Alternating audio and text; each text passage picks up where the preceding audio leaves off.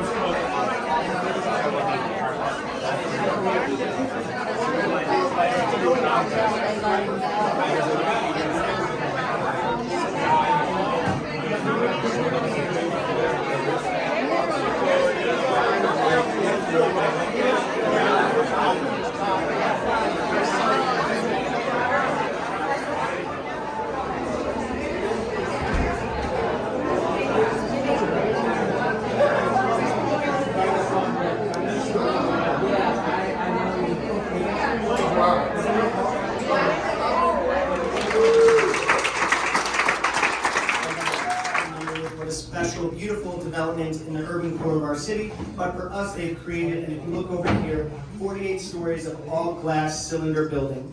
Really something nice to bring to the skyline of Southbridge. Interior architecture is by Gabellini Shepherd from New York, just off a beautiful project in Istanbul, Turkey, the Edition Hotel. For us, they've created wonderful floor plans and really beautiful finishes. It's a 6-acre parcel. You can see that it is taller than the rest. It's glass, reflective, a really beautiful building for the skyline. And if you look down at the base, you can see that canopy bridge connecting the two neighborhoods to the south of 5th Marina. Location is spectacular because, as we know, south of 5th is one of the most in-demand residential communities for vertical living. It's lined by the largest marina in our city, anchored by the largest newly renovated park at the southmost tip, and all of our great restaurants that are in there, like Milos and Prime 112 and Joe's Stone Crab, of course. The neighborhood really is a huge feature of this building because of its walkability, but it's also very drivable. You're a few minutes from downtown, Arts and Entertainment District, Design District, Edgewater, Brickell, and now more than ever, we find that our homeowners love to use the Miami proper land as their amenities because there's so many great things just across the bridge there. You're also just a few minutes from Miami International Airport. Here's the canopy bridge again for you. Really exciting piece of this development. That bridge creates 7 miles of walkability, connecting the two neighborhoods. Currently, as you know, the pathway between north of 5th and south of 5th is not very pleasant. This is going to make really a pleasant pathway between the two neighborhoods.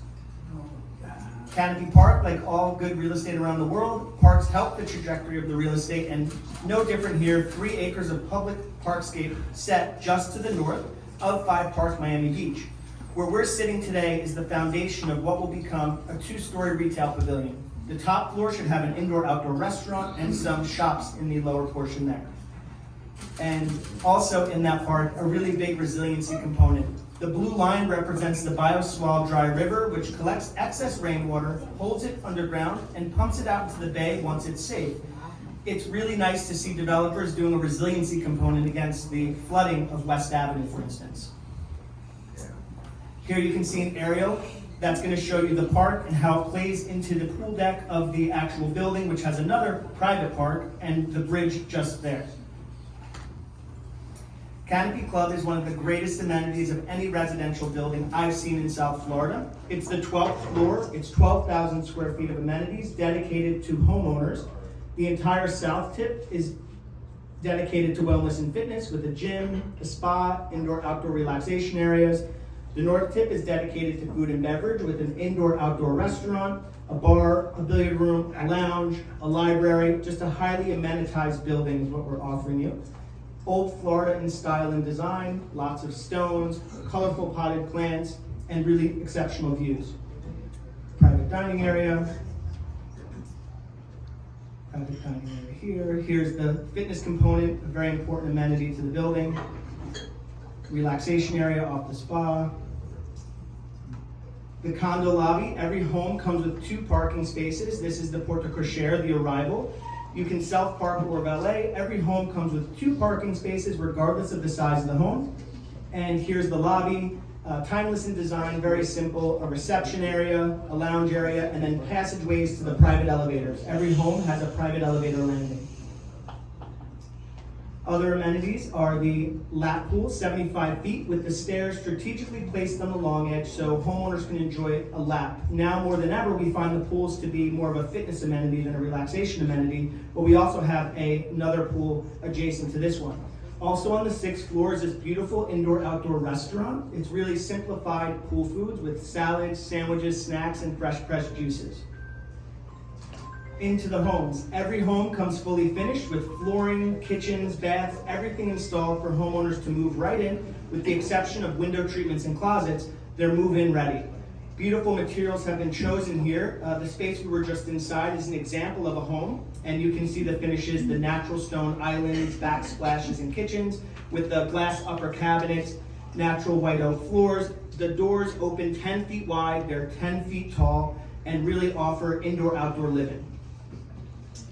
Our columns are strategically placed in discrete locations so you're getting full use of the floor plan and the views. The baths have really beautiful views to the best exposures of each home. Natural stones in the bathrooms, double vanities, and the stone is on the floors and the walls. So there's no expense spared on the finishes of these homes. And views are of the most importance of this building. Because we're so tall, you really get exceptional views from every single home at 5 Park. There's 5 floor plans. There's a curvular 4-bedroom on the southmost tip, facing South Point Park, flowing through from the downtown skyline to the ocean. A linear 3-bedroom facing just the downtown skyline, our prized view in the city here. The north tip is a 3-bedroom plus a den, facing Edgewater, the bay, and the ocean. There's a perfect weekender apartment, which is 2 bedrooms facing the ocean, and a smaller 3-bedroom also facing the ocean, manageable in size at just shy of 2,000 square feet, but has 3 bedrooms. So that's the fastest presentation I've ever done, so thank you for listening. So tell us, what's going on, and how is that going to help us sell really, really great and expensive condos on the river? How can we all increase the prices of our listings? Great. So we started this project. This has been a labor of love for us. I believe in certain times in my life I'm doing legacy projects, and this is one of those. I've had a vision since I was a little kid to really activate what the waterfront is, what the river is, and we've over the last course of 5 years we've created this project on the Miami River that we're about to get entitled and permitted and start construction, God willing, in the first quarter of next year. And what we're bringing is a different look and feel to what entertainment, nightlife, and hospitality really is about in Miami. And I think the wharf was kind of the precursor to that. There was a time where we started looking for world-class tenants for the site, and I was having a really hard time finding them. So we basically took the initiative upon ourselves to create a concept with my partner Emmy Guerra, and just basically do it ourselves. Because all the feedback we were getting is, why would I bring a great concept to the river? This place is overrun with homeless people. There's not a lot going on. There's no precedent here. There's no activation. There's nothing really for me to do on this site. So we basically created the wharf as a kind of to prove to the world that it is a good site. And we opened up in November of 2017. 1 year later, by December of 2018, we had already seen over 1 million visitors through our door. And we've basically continued that same path going forward. We basically brought a different type of environment and entertainment and hospitality that Miami really hadn't seen. We weren't going for the highest end client. We were basically going for the upper middle class or middle class that wanted to have a really good time. Not, when we were 20 years old, it was all about going to the nightclubs, etc. We really did something with a passion where it's like, where do I want to go? Where do I want to be? How do I want to have a good time where I'm not being judged at the door, or where I'm getting good service, where I'm getting good cocktails, where I'm not getting overpriced drinks, but at the same time receiving really good quality service. I mean, that's what the Wharf, really was all about. By the way, it's so successful. I invested in, we built one up in Fort Lauderdale. Yeah. All right, good transition. And, when we were doing Fort Lauderdale, we went to Rodney, and he's like, we're in. There was no real sales pitch there. We were blessed to have him as a partner up there. He's been an amazing partner, especially through COVID, through hard times. When everybody else. I think collectively, we created over 500 jobs during COVID. Yeah. Amazing. Yeah, jobs. So now, Yeah. I mean, I've been to the Wharf, but it's great, but $180 million, what's going on? So it's gonna be a different type of project, right? We're gonna go vertical. We're going not too high, so it'll be an 8-9 story project, but it's gonna be truly an entertainment destination, and it's being designed that way from the ground up. Every column grid, every open space, every balcony, everything is being 100% designed for the specific purpose and intended use. As opposed to in hospitality and restaurants, what happens is you build a condo, you build an apartment building, and wherever the column grid lies, it lies, and whatever that space is, that's what you rent out. And brokers are left with, the bag of trying to convince a restaurateur that this is the perfect space for them, when in reality it's terrible and the back of house was never accounted for or anything like that, right? So we're really designing this from the ground up, every single square inch, with world-class designers. We're just announcing we're engaging iCrave to really take a significant part in the project on the interior designs for the hotel, restaurants, bars, and nightclubs. So it's going to be a ground up with, we're bringing back the Wharf on a permanent basis, but done in obviously with a much bigger investment on the ground floor. Okay. We're bringing the Dream Hotel flag, which is a lifestyle boutique operator. We didn't feel, although the right financial move was probably to bring in a Marriott or somebody who's got a big reservation platform. But for us, being a legacy project, we're willing to roll the dice a little bit more and really bring in somebody who's going to hit it out of the park with regards to what the experience is. All right, sounds good. So, Rodney, now we got places where all these people that are coming into town can go. So tell us, what's going on? Well, I think like 25 years ago, it really kind of started for Miami. And I was with traveling with a young mayor named Alex Pinellas to a conference. And we were telling people we were from Metropolitan-Dade County, and they kept asking, "Is that a waste company?" So when we got back, I convinced Alex and said, "I know it's failed 4 times in the past. I'll raise the money. Let's change the name of Metropolitan-Dade County to Miami-Dade County, and that'll be Miami is the magic name." So I had the dubious job to go convince a mayor in the city of Miami named Joe Carollo that this was good for him. Think about that. You don't have to say nothing. Joe is probably listening to this. So I convinced Joe that it was good for him, it was good for the region, it was good for everybody. And then from there it became Zoo Miami, and it became everything, my Port of Miami, the more emphasis on the airport, everything became Miami, and now it's Miami College. And so that has been very, very important to the region. So we have a good base name identity. And so that kind of to me was part of what made Miami special, because you didn't have to tell people like you were from Kendall, you just say I'm from Miami, right? 100%. And yeah. so it was real helpful. So with respect to Super Bowls, I've been on the committee 35 plus years. Dick Anderson, those for you, I see some people out here would know what Dick Anderson was. He invited me to get on the committee. He was the first chairman ever of a Super Bowl committee back in 1989. and I was a young political operative, and he asked me to handle all the politics for him, and which I did. And then I eventually became chairman. I've been chairman for the last 15 years, and I'm the only guy in America that's done 3 Super Bowls and raised over $100 million for our community.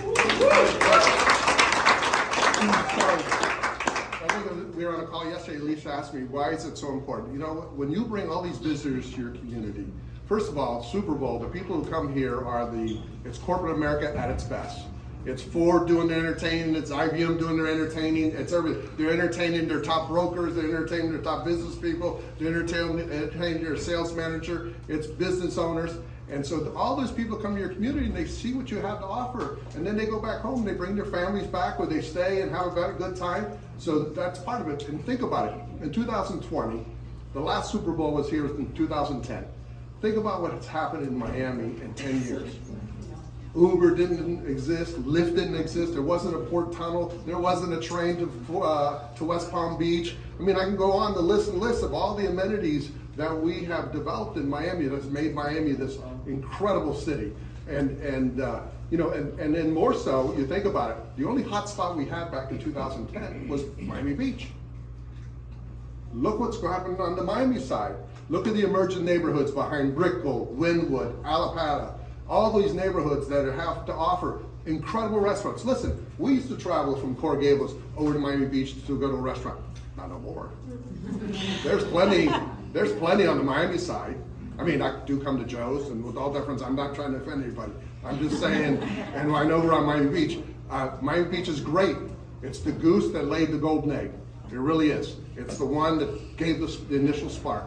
But this whole area as a region has just developed into this incredible venue for people from all over the world. The late Mayor Steve Clark, who was actually my actual godfather, believe it or not, my mom, my mom who just turned 100 years old, by the way. Thank you. My mom, my dad, and Steve Clark were all classmates at Jeju High School in downtown Miami. And the former mayor will always tell me, you know, like how everybody goes to New York, we go to shops, see the shows and entertainment, and go to the great restaurants. All Latin America comes to Miami for the same thing. They come here to bank, their health care, shop, do everything. So look at it from that perspective. And he was right. He saw it.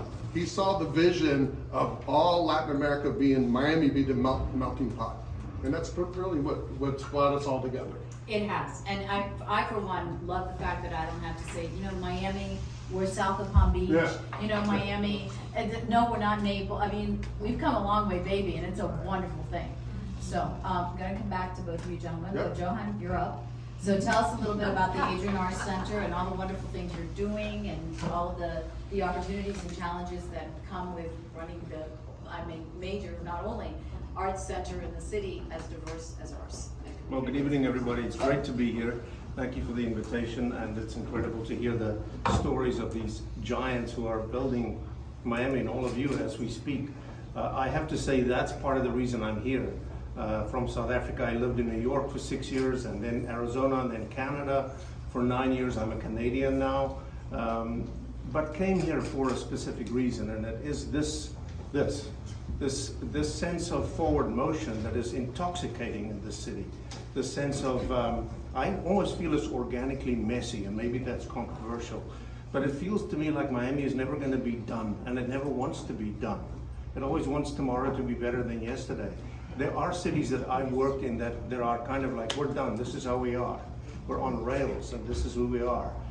I don't think Miami wants to be on rails. It's always moving forward at an incredible pace. You're talking about people coming from the South Americas to come and do their shopping, and people from New York come here now. Oh yeah, shows and, you know, for sure. People from New York buy Broadway tickets from me. I mean, that's kind of interesting, I think. So, you know, what's going on at the Arch? This community had a vision that was huge and bold and brave, and some would say stupid, to build this place. And here it is, 16 years later. We're in our 16th season now, having welcomed our 5 millionth guest 2 years ago. It's a great success story. Miami's risen to the occasion. The best of the best come here. They want to come here. Joshua Bell was just here the other day. He keeps saying, I'll be here every year if you want me every year. And they don't say that to every city. They love the energy when they come here. They love the way they're treated when they come here. They love the way it feels when they come here. And they say as world-class artists, they feel welcome in Miami because of the diversity, but not just the diversity. Many cities are diverse, but the sense of inclusion. Everybody here has a role to play at every level. And that's not true of every city. And that's really attractive about Miami. So to be in a city like that in the arts is the best place to be. So yeah, it's the best gig in the country. My previous job was an international performing arts job. It's the best job in the world in the arts right now. So I'm the lucky guy to be here, and I really mean that. This is one of the top 5 performing arts centers in the U.S. I don't know if you know that. The Night Concert Hall is one of the best concert halls acoustically in the country and in the world. Visiting orchestras and soloists tell us that.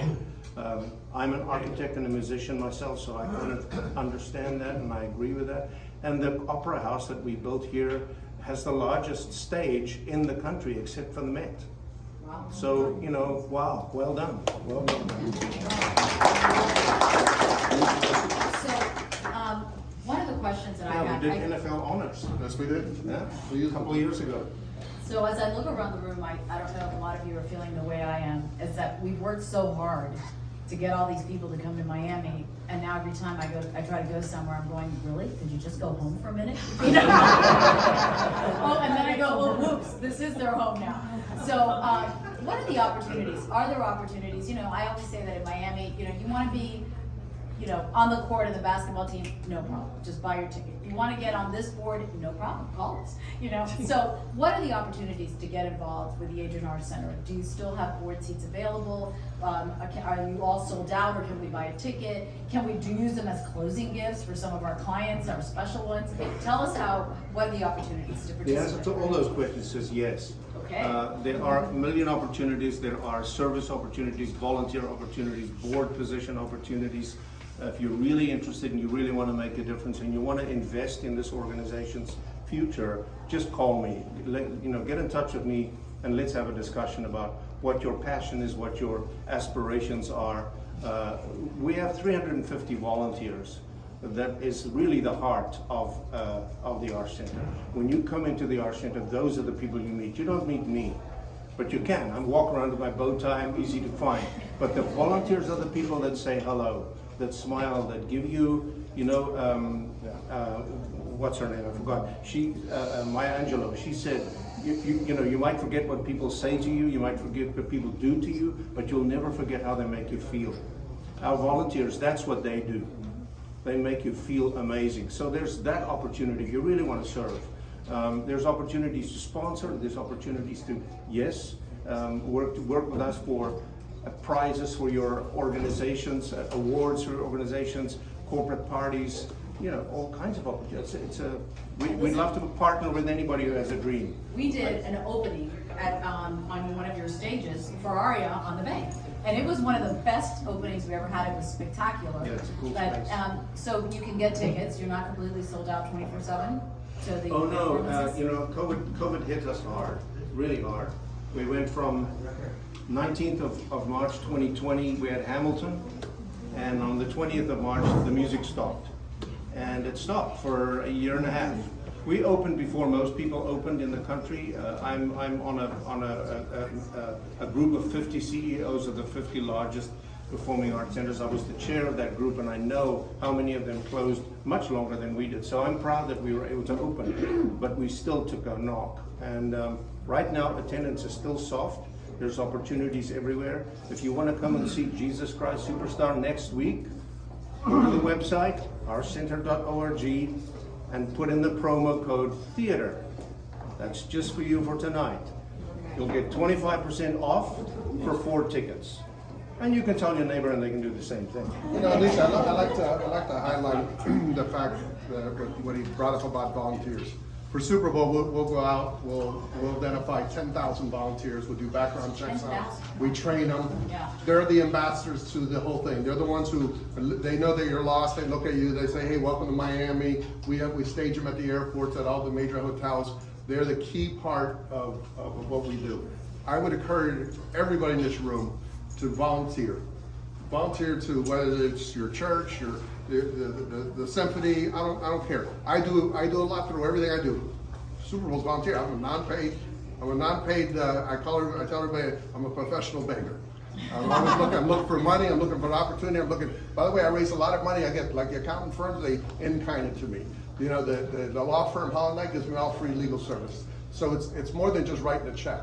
So I would encourage her, because you know why? What I love about it, I'm giving back to the city that I've been blessed, that I made a great living out of. That's number one. Number two, I love meeting people.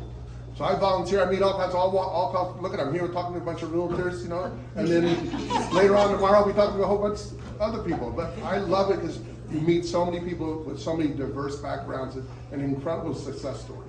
Talk to us about other stuff that's happening in the community with the arts. So you mentioned Art Basel. You know, I always reference Wynwood because it's become this, you know, worldwide thing also. How does that all work together and come together to support what you're doing in our community at large?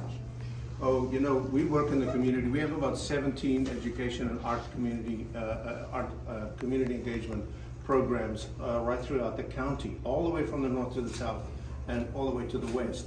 We have a program called Arts on the Road. We literally do pop-up performances all over the county.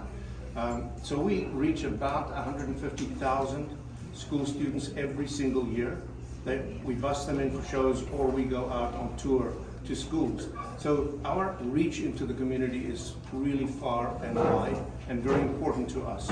I think that's the one distinguishing factor about the art that was part of its DNA from day one, which is not typical of performing arts centers who start with theater and music and then they do some education on the side. This was part of the plan right from day one, and it's one of the strong points of the arts. And we're known countrywide as leaders in education in the arts. So I'm very proud of that, and our community engagement is great. We have great partners all across the city, Wynwood and all those. And we also are big partners with the Town Square Neighborhood Development Corporation, TSNDC, with Jessica Goldman is the chair, to develop the precinct with other partners. So Alex, talk to us about what you're doing in downtown, because I have to say I'm a big fan of the Ferris wheel at Bayside, but I'd love to have more options when I get there. So tell me what's going on, what are you doing? So we're in Bayside. We've taken up probably the biggest swath of Bayside. It's about 40,000 square feet in the center courtyard, and we're basically going to not redevelop it. We're creating a new concept. It's going to be called Pier 5, and it's going to be. We're really going to control everything that has to do with programming, from entertainment, bringing in live bands, performances, and we're also going to have three beautiful bars surrounding that, overlooking the water. So it's a special place for us. I think it's Bayside is one of those assets that really hasn't been taken to its potential. It's really hasn't been well maintained throughout the years. I think there was a transition where Ashkenazi kind of took control over it a few years ago. And they're investing heavily into us. They brought us into the deal, and we're basically tasked with really converting what Bayside looks and feels like, and making it into a world-class destination. For me, it's Bayside sees 20 million visitors a year. I know, it's the second biggest tourist destination after Disney, which is insane. I mean, in the state of Florida. And this is what our visitors are seeing. So how soon are you going to get this done? So Are you kidding me? Really? So hopefully in the next 4 to 5 months we'll open up, and it's That soon? 4 or 5 months? we're under construction already. We've torn everything down, Amazing. so we're currently in the process of construction. So can you tell us where we should go to first? What do you mean? Well, I mean, is there a specific restaurant, a bar? Where am I getting a free drink? So yes, we're gonna have Exactly. All the we'll have three main bars. There's gonna be one main center bar. That's it's gonna be one of the larger bars in the entire United States. It's a huge canopy with one of the biggest world selections of rum in the country. Yeah. So it's focusing on what Miami is, so it's a big rum bar. We'll have a station. One of the other bars will be focusing on daiquiris, and the other one will be more more elegant sit down location where it'll be overlooking the stage. So they're all new concepts that are being created here? Or All new concepts, ground up. Everything's been torn down to the dirt. Very cool. Very cool. Okay, so Rodney, Super Bowl amazing, F1 incredible, tennis wow. Talk to me about soccer. Well, well, first of all, I think if we talk all about that, we gotta talk about Steve Ross. He obviously in the news yesterday buying the hotel. And he has certainly invested big. He's probably the only NFL owner who's really turned his stadium into a year-round entertainment complex. He has no more dates left. What I mean by that, remember, he's got the Miami Open, he's got the Dolphins, he's got soccer, he's got now Formula One, he's got several big concerts, Rolling Loud, and then, was it the one in the Gardens? Ray Jazz in the Gardens. So literally he has 0 dates left. And they're bringing a regional game for World Cup here. But Everybody hear that? Regional game for World Cup, that's in 24? 24. 24. Yeah. Buy your ticket now, you know what happens, Yeah. it sells out. Yeah. So listen, again, Miami is on fire, and we got a lot of things going on, a lot of excitement. Everybody, by the way, everybody wants to be here. Hats off to Steve Ross. He invested clearly. I don't think I'm breaking any confidentiality, but he clearly invested maybe about $300 million to bring the race here with the infrastructure he built and everything. Of course, we have a 10-year contract. So the 10-year contract, that F1 will be here for 9 more years, bringing this international crowd, and it's truly an international crowd. This is bigger than Super Bowl, in my opinion. We will be coming to Miami every year in and year out for the next 10 years. So hats off to him. Talk to me a little bit about the economic impact. So I know you have those numbers cold on the Super Bowl, but feel free to go beyond that in terms of what that means bottom line to the city. So for us, for Super Bowl, we hired a third party, a group to do an economic impact study, a feasibility study. In this case, we had probably the best NFL Super Bowl in NFL's history in 20, and we couldn't take a victory lap because COVID shut down the world after Super Bowl. And I called Steve and I said, I got the study back.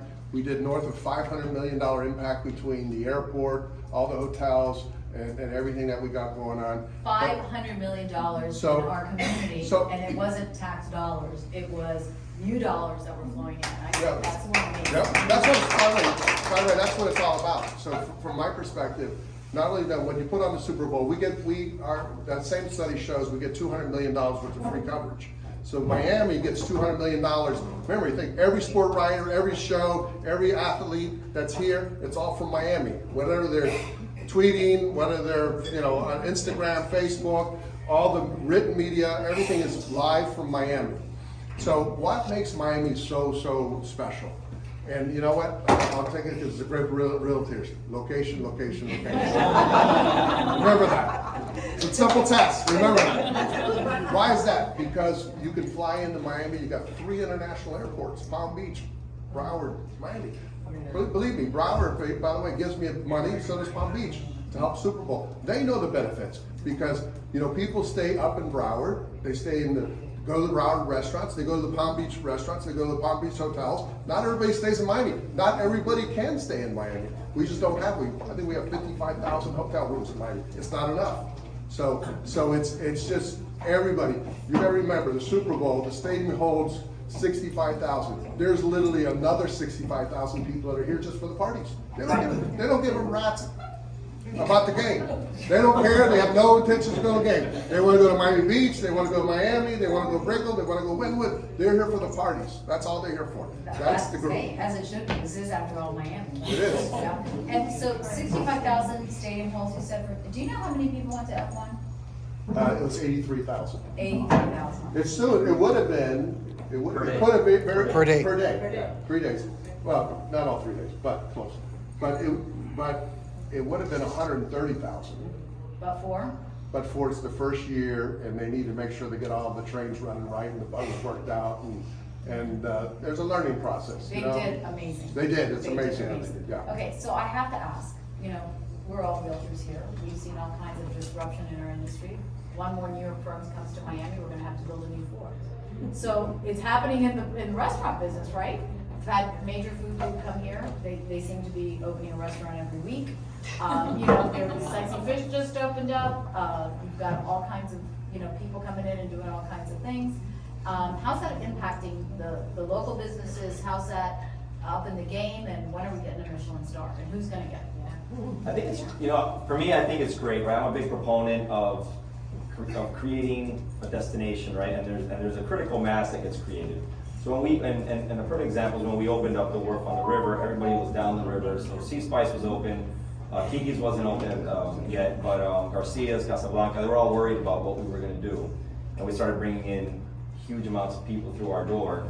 And at first it was worried. You know, 6 months later, they came and thanked me.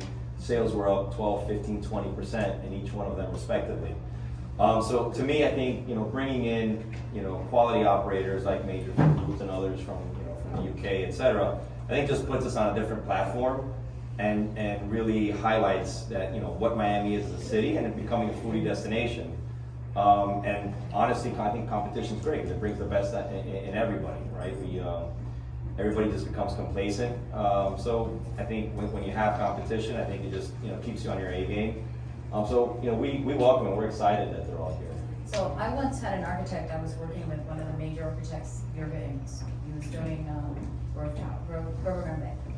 And I asked him, what brought you to Miami? He said, you know what, Alicia, I need to be in Miami. I said, what do you mean you need to be in Miami? He said, well, if you're a major architect and you don't have Miami on your resume, you're not really a major architect anymore. So do you think that applies now to the restaurant and entertainment business? I don't know, any one of you guys are right. Absolutely, absolutely. Look, how long did we hear, we only heard New York, LA, Chicago. Right. I mean, think about it. It's almost like a slap in our face. That's all we heard. Now it's Miami, blah, blah, blah, right? So it's, Yeah, it's Miami, Miami, Miami. Yeah, exactly. but yeah, I think that's important. It's extremely important for the overall brand. And I agree with Alex. I think the strong survive, the weak will fall off. You're gonna have to, you know, hone your skills. You're gonna have to be super competitive. You're gonna have to provide incredible hospitality skills, meeting people. I mean, I often tell people, if you want to understand good hospitality, go to Nino's Cafe Abbracci. Yeah. You walk in, I haven't been in, I won't walk in Abbracci for 7 months. I'll walk in, Mr. Bruno, how are you doing? Your favorite table's waiting for you. The people behind me are going, holy shit, you own this place. You know what I mean? So, I mean, but that's, that hospitality that Nino provides is just second to none. And I'd be remiss if I didn't say that one of Steve Ross's best hire was a gentleman named Tom Garfinkel, who runs the stadium, who's his president, vice chairman of Formula One, the Dolphins and everything. He makes sure all the trains run on time every day. He's done an incredible job. By the way, his hospitality at the stadium, I don't know if people noticed it. I notice it all the time. I walk in the stadium, hello, how are you? Welcome to Hard Rock Stadium. Yeah. Goodbye, are you having a good time? You know, do you need directions to your car? Thank you for coming. Everything is hello, thank you, please, can I help you? It's amazing for everybody. I don't care who you run into. They all do it, which is, everybody notices it. It was great. It was Right. very impressive. And at F1 with how hot it was and how many Yeah. people and all the moving parts, I absolutely noticed that. I said, these people, they look like we're all trained by Disney World or the Ritz or something. It was like very, very much on Yep. point. So John, tell us about the Adrianage, and is it easier to attract talent now? And also, we were talking the other day, and I also asked you, what are we missing? And how are we gonna get Is it easier to find talent now? in terms of the artists wanting to come here at the same time? Well, as definitely, restaurants? yeah. Just like you said about sport and other events, artists want to play the Arch. That's now, that sentence, we want to play the Arch, or I've played the Arch, becomes a great. thing. That's a thing you hear Fabulous. in our industry. The agents and the managers talk about that. They say to artists, you should have this on your resume, you should play the Arch. So it's certainly, we've graduated to that level, there's no doubt about that. We haven't come across one artist who said they do not want to come here. They all want to come here. And a while ago they would say, where, what, why? Not anymore, absolutely not. Yeah, well, you asked the And I second said, question. the one piece that you think might be missing, what's missing? It's tough, but what I said to you is, it's hard for me to understand why we don't have an LA Philharmonic, a New York Philharmonic, why we don't have a full-time orchestra of that quality. That doesn't mean it's the only thing that matters. But cities like this, that we are comparing ourselves with, do have a full-time, professional, world-class orchestra. We have other orchestras that are semi-professional or semi-full-time that do a great job, And of course, the New World does a great job on another level altogether. Right. But it feels to me like that's a piece in the top arts echelon that is missing. So how do you do that? I mean, you buy a football team, do you buy an orchestra? You know, what's the journey? I mean, how does that happen? Let me add, because another hat that I wear as chairman of the Fish and Wildlife Commission. I think it's important. Really? The environment is so special for all Floridians, in particular Miami. Think about it. All Floridians live on the water, basically, right? And we're surrounded by water.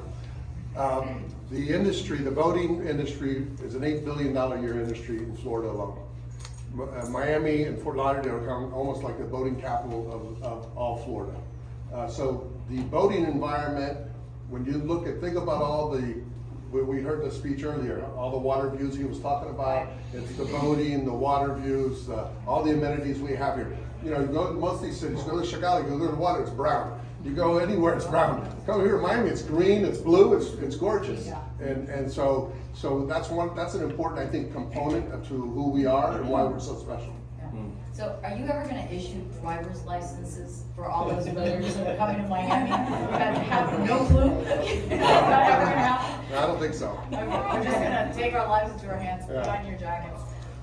Okay, so Dream Hotels, you said I could have had any hotel there, but you decided to go boutique, you decided to do something different. And then you said, you know, this is kind of a legacy project for us. So talk to me why that was important. Yeah, so what Dream has done is, you know, there's a few other brands that have done it in the country. I think SPE did it well. They've grown. I think they've kind of outgrown that. But I think Dream really brings in, and there's an amazing focus on them. What it has to do with like real parties, real food, real entertainment, and nightlife. And that's what we're really looking to bring to the river.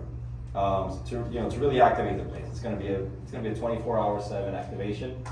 I think Dream really gets it, where everything interfaces on the guest experience, staying in the rooms, going to the restaurants, going to the nightclubs, going to a full club, rooftop, day club.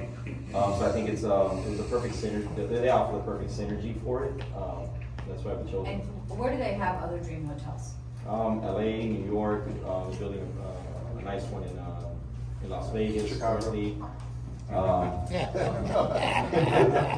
So, you know, I mean, they're really focused on everything. You know, like LA has, you know, Tao in their Okay. venue. So Tao, Beauty and Essex are the restaurants that, you know, that are anchored with over there. And here in Miami, we're going to bring. We can't disclose those yet, but our phone has been off the hook. You with- almost slipped. I felt it coming. Yeah. But you know, just our phone has been off the hook with some of the most amazing world-class restaurants that you can imagine. Once they saw and heard about the project and the success that Kiki, Sea Spice, The Wharf, and you know, and others along the river have had, you know, I think it's phenomenal. I think we're getting close to the end of our time, but I always like to ask our guests to ask us what we can do for you. Because this is a very powerful community. I see us all as ambassadors to all of the people that arrive in Miami, and for many, many of us, we've spent half of our lives traveling abroad to bring people to Miami. So what message can we carry? What can we do to help you continue your success and do even bigger and better things? And you have to say something about Fort Lauderdale. So, no, thank you for having it. That's a tough question.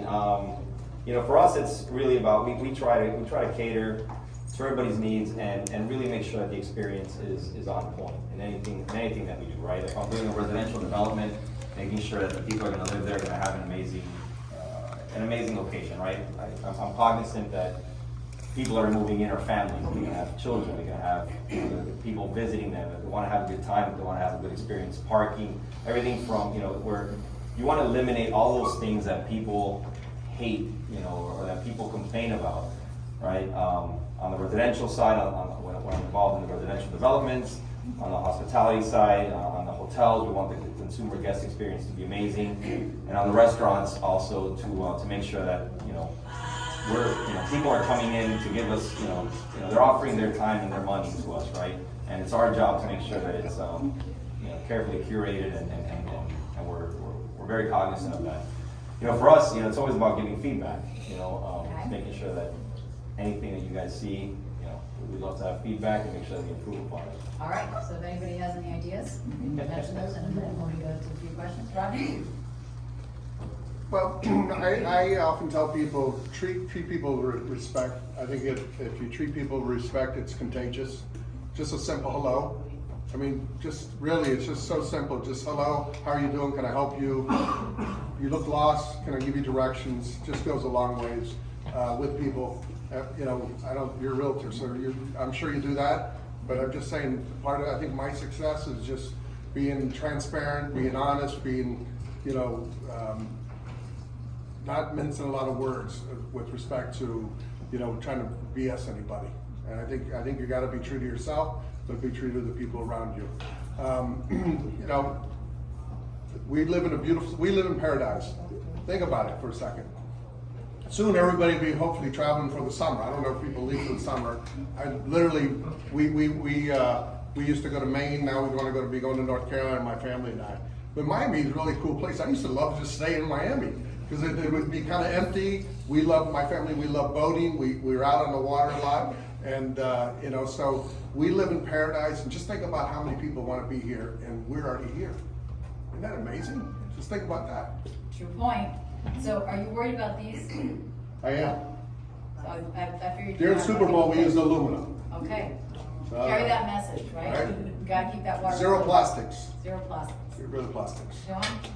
Well, if you really want to be ambassadors, I would love you to be as informed as you can be about what happens in the arts in general, but at the Arts Center. And I'm going to provide Jason with some links that will keep you informed. You can either subscribe and get information, not junk mail, but information about what's coming up, so that you know when you're meeting a client, you can talk about, hey, you don't have to go to Broward for Broadway, you can get Broadway right here. You don't have to go to New York for that, it's right here. We have one of the country's best ballet companies right here, etc. So the more you know about that, people moving here especially from the north, want to have an arts and cultural experience of high quality. We offer that. We are as good as the world's best. And I think the more we say that to newcomers, the better. We have a number of new subscribers and board members and donors who come from New York and live here just a couple of months a year.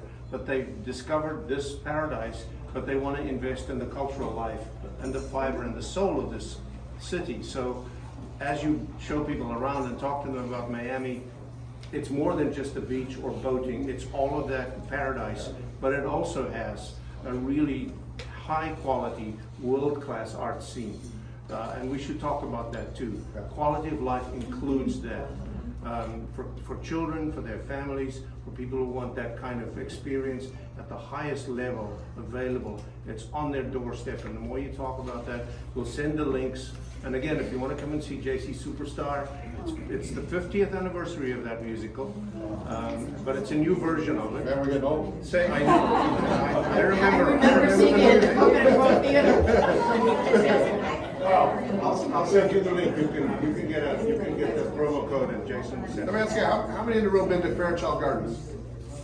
Okay, Fairchild Gardens. Yep. Rated the #1 garden by USA Today. Yeah. Okay. And by the way, they have a Lego display going on now that is just phenomenal. If you have grandkids, you should take them there. By the way, I'm on that board, so it's great. USA Today just voted the Wharf #1. Okay, well with that, I'm gonna thank our panel so much. Thank you all.